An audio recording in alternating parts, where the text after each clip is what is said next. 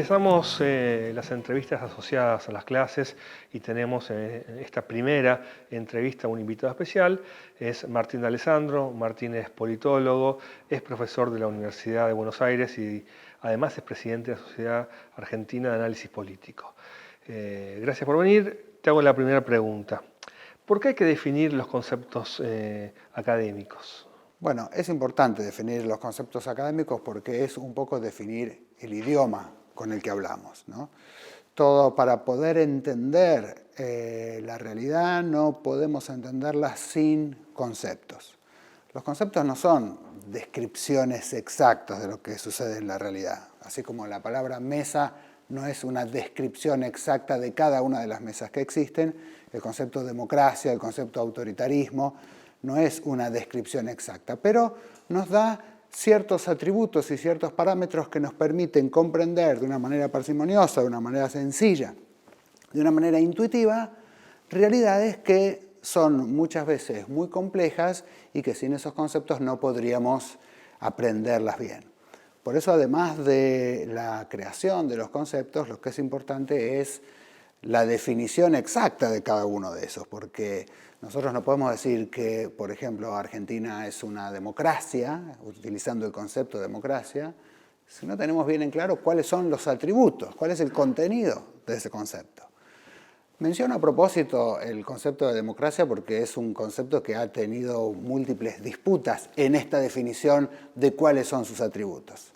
En general, ahora para nosotros los politólogos y para todo el mundo político en la Organización de las Naciones Unidas, por ejemplo, está bastante claro que los atributos definitivos, o mejor dicho, definitorios de la democracia tienen que ver con que los gobernantes se eligen a través de elecciones y que esas elecciones son limpias y que cada adulto tiene un voto y que hay libertad de expresión y los que ganan las elecciones son los que toman las decisiones de gobierno obligatorias. Esto es un marco general que permite, por ejemplo, en un diálogo internacional y entre todos los colegas, los intelectuales, pero también los políticos de todo el mundo, tener marcos de referencia para saber de qué cosa estamos hablando cuando hablamos de alguna cosa. Esto no quiere decir que se anulen todas las disputas semánticas o que no haya desacuerdos. A algunos nos gustaría que una definición de democracia, por seguir con el ejemplo, tuviera alguno que otro atributo que quizás no está en el sentido común. Pero más allá de esas disputas, lo que es importante es tener en claro los conceptos, cuáles son los consensos que universalmente existen alrededor de esos consensos, para poder a partir de eso establecer un diálogo y quizá también afinar el lápiz para una mejor descripción de la realidad. Tomando en cuenta que hablabas de la democracia, la segunda pregunta es, ¿cuál es la influencia de la Revolución Francesa en las ideas políticas contemporáneas? La importancia de la Revolución Francesa es muy grande. Yo diría en dos aspectos fundamentales que tienen que ver con el propio lema de la Revolución Francesa y que son dos de los conceptos, para volver al tema de los conceptos más importantes que tiene la humanidad, por decirlo de alguna manera. Uno es la libertad y el otro es la igualdad. La Revolución Francesa reafirma y hace famoso en todo el mundo la idea de la libertad política. ¿Esto qué quiere decir? Bueno, en primer lugar, que los gobernantes son, o digámoslo así, surgen de los gobernados, que los eligen de alguna u otra forma. Hasta la Revolución Francesa, hablando aproximadamente, ¿no es cierto? No es que de un día para el otro cambió absolutamente el mundo. Siempre cuando hablamos de procesos históricos hablamos de procesos largos y lentos. Pero la Revolución Francesa reafirma con una contundencia explosiva y universal esta idea de que los gobernantes no son elegidos por Dios, que los gobernantes no son buenos gobernantes porque persigan algún fin que no tiene nada que ver con el bienestar de sus gobernados, como era hasta ese momento. La justificación de todas las monarquías durante toda la Edad Media o aún antes es que esa familia o ese rey ha sido elegido por Dios. Y durante siglos los reyes también se pelearon con los papas, que también decían que tenían derecho a gobernar porque eran los elegidos por Dios y así lo decía la Biblia. El concepto de libertad política supone que no hay una dirección única de la convivencia humana y que los gobernantes tienen la posibilidad de ser reconocidos por sus gobernados en función de su propio desempeño.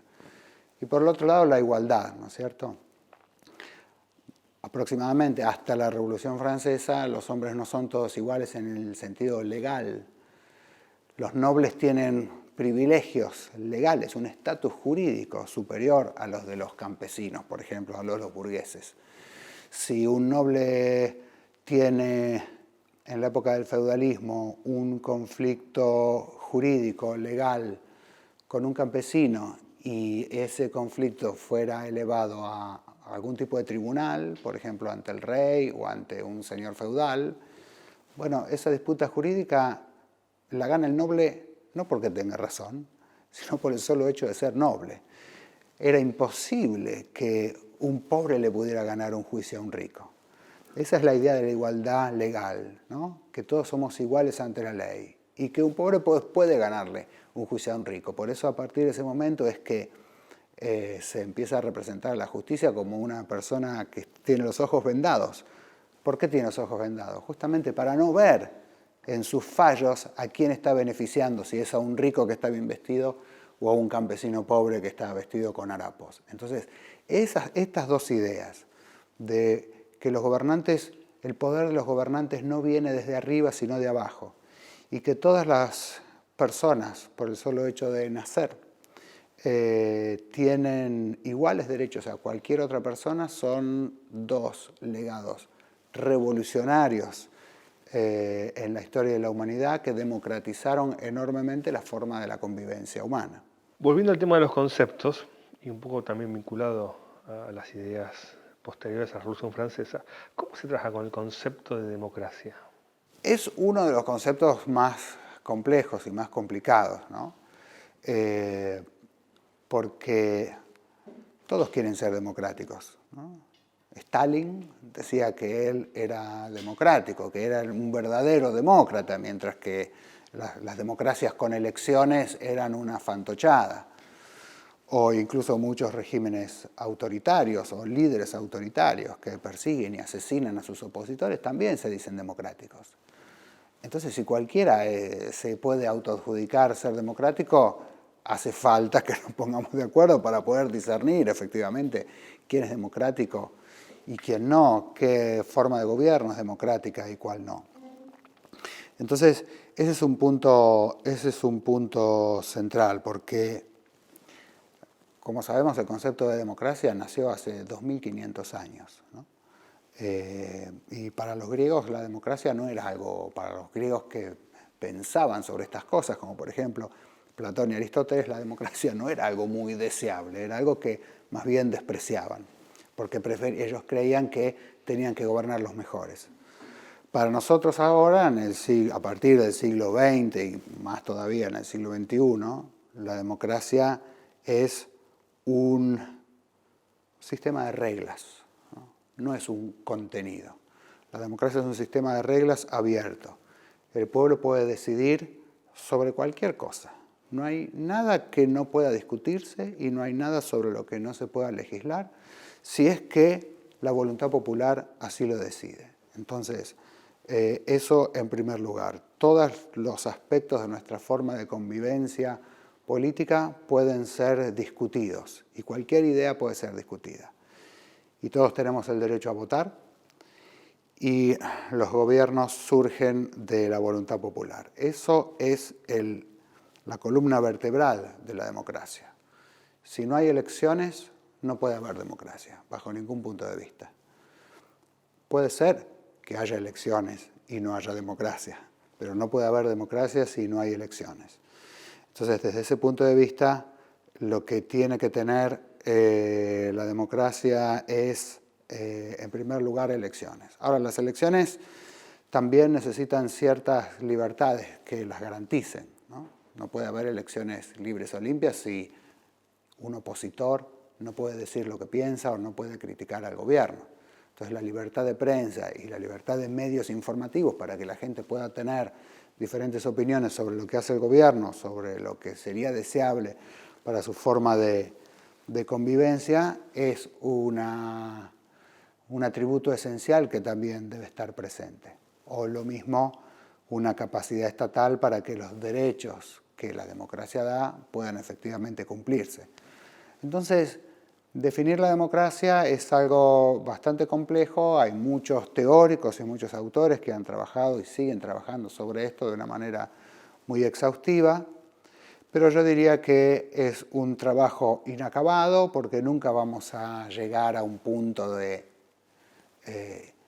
llegada, valga la redundancia, en el que estemos absolutamente satisfechos con una democracia plena. Ese va a ser un trabajo de democratización que no va a acabar nunca. Por lo tanto, poder tener una idea cerrada de lo que es la democracia es relativamente difícil porque el mundo y la política siempre es dinámica. Te traigo a colación otro concepto complejo. ¿Qué es el populismo y por qué trae tanta polémica el uso de este concepto? Empiezo por lo segundo. Trae tanta polémica porque es un concepto que ha entrado de lleno, sobre todo en Argentina, pero también en otros países, en el debate político fuera de los claustros académicos, ¿no es cierto? A partir del momento en que algunos líderes políticos se reivindican como populistas o tienen una serie de actitudes políticas que encuadran dentro de lo que algunos teóricos han definido como el populismo y lo reivindican como tal, entonces ya empieza a hacerse un concepto picante, puesto en disputa, y no solamente una discusión de los académicos, los politólogos o los filósofos políticos. Hay, desde mi punto de vista, dos grandes vertientes de qué cosa es el populismo. Si vamos a esta idea que a vos te preocupa de tratar de definir con un poco de precisión los conceptos sobre los que discutimos en política. Hay un primer concepto que es el de la sociología clásica del siglo XX, que definió al populismo como una forma o un formato mediante el cual las clases populares ingresaron al juego político, sobre todo en los países de América Latina.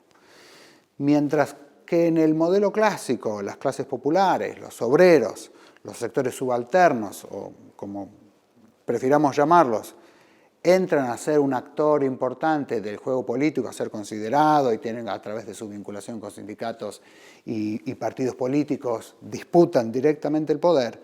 En los modelos clásicos, siempre los modelos clásicos son en Europa o Estados Unidos, esto se fue dando en términos generales a través de conquistas progresivas a lo largo de siglos por parte de los sectores populares. En el caso de América Latina, muchos de nuestros países tuvieron un proceso diferente de incorporación de los obreros como actores fundamentales de la política. Y se hizo desde arriba, desde el Estado.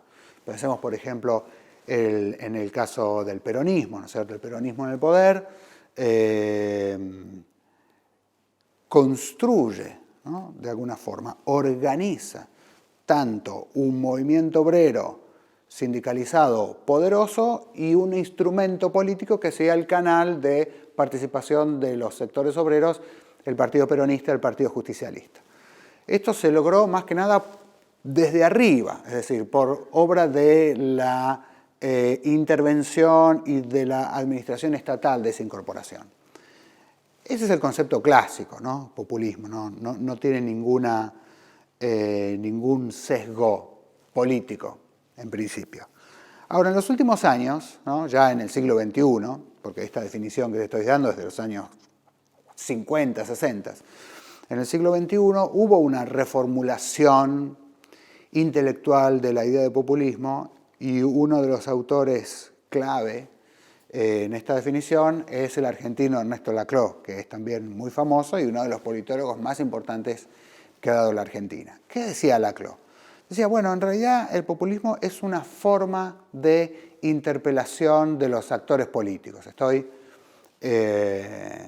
haciendo una reducción, digamos, bastante grosera porque la teoría de Laclau es compleja, pero la idea básica es que en toda sociedad, en toda comunidad hay conflictos, hay oposiciones, hay antagonismos y el populismo es una forma de manifestar, de aglutinar dentro de uno de esos campos algunos intereses y algunas preferencias de diferentes sectores de la sociedad, los amalgama en un discurso, en un relato más o menos sólido y se construye al mismo tiempo un adversario, un enemigo muy potente al que se le adjudican todos digamos, la contraposición con el campo propio y a partir de esta contradicción se desenvuelve la política y se pueden concretar los deseos, las preferencias y los intereses de los sectores populares. Es decir que, a diferencia de una concepción más liberal o armónica, que supone, bueno, cada uno vota al que quiere y hay plena libertad para que cada individuo sea lo suficientemente autónomo como para elegir su preferencia y elegir el partido o el líder que más representa su interés. En este formato populista del siglo XXI lo que se trata es de amalgamar bloques para democratizar así y conseguir los intereses de las clases populares. Por eso entra este concepto en la arena política de lleno con algunos de los gobiernos del siglo XXI de América Latina y por eso entra tanto en conflicto de manera tan abierta.